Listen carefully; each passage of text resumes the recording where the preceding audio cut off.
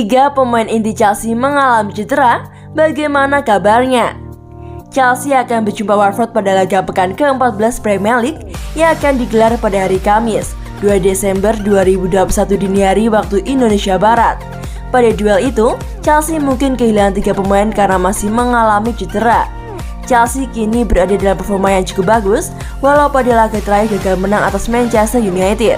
Saat ini, The Blues masih berada di puncak klasemen dengan raihan 30 poin. Watford sang tuan rumah belum mampu mendapatkan level permainan terbaiknya. Sempat meraih kemenangan impresif dengan skor 4-1 melawan United, tim racikan Claudio Ranieri itu kemudian kalah dengan skor 4-2 dari Leicester.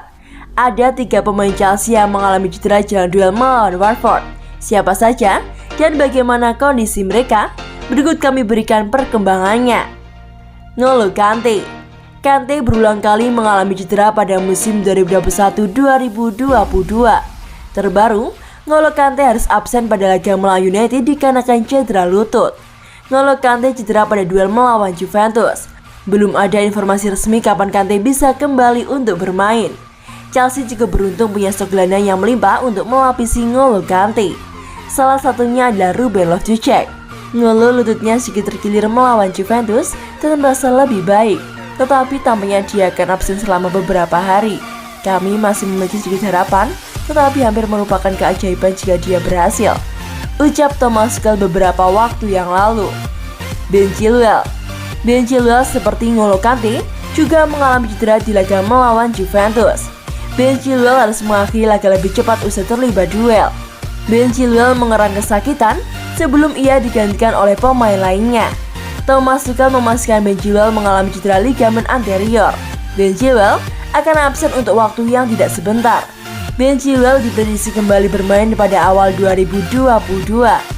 Chilwell mengalami cedera parsial pada ACL-nya dan keputusannya adalah untuk mengobatinya secara konservatif. 6 minggu ke depan akan menjelaskan lebih jauh tentang kondisinya, kata Thomas Tuchel. Mateo Kovacic. Sebelum N'Golo Kante dan Ben Chilwell, Kovacic lebih dulu tumbang. Berbeda dengan 2 kasus sebelumnya, Kovacic mengalami cedera pada sesi latihan. Mateo Kovacic mengalami cedera hamstring dan tidak akan kembali dalam waktu dekat ini. Mateo Kovacic akan membutuhkan lebih banyak waktu sampai dia siap untuk bergabung dengan pelatihan tim. Dia akan kembali dalam waktu yang cepat, kita tunggu saja, ucap sang pelatih Thomas Tuchel. Bagaimana pendapat kalian? Tulis pendapat kalian di kolom komentar.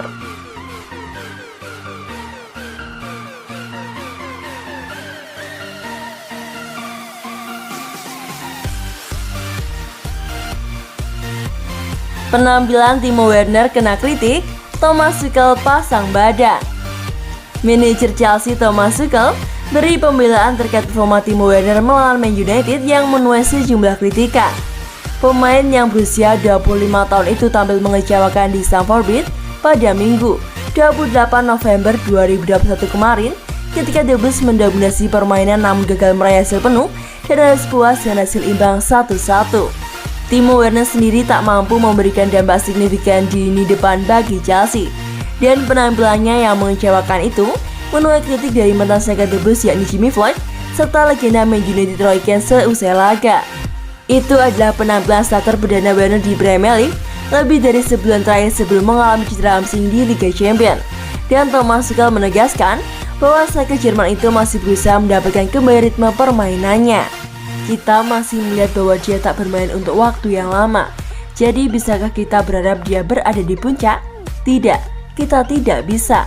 Itulah yang kami harapkan saat ini, ungkap Thomas Tuchel. Dia terlihat sangat tajam dalam latihan, mencetak banyak gol dalam 2 sesi latihan terakhir. Itu sebabnya saya bersikeras dan menempatkannya di lapangan dan berharap dia bisa melukai 2 bek tengah lawan. Itu adalah keputusan untuk Timo, karena dia terlihat sangat tajam dan mencetak gol melawan Juventus, dan kami pikir dia bisa menjadi ancaman yang menentukan di tengah. Hari ini tak mudah baginya, dan Anda dapat melihat dia kurang pertandingan, dan dari sini kita akan memulai.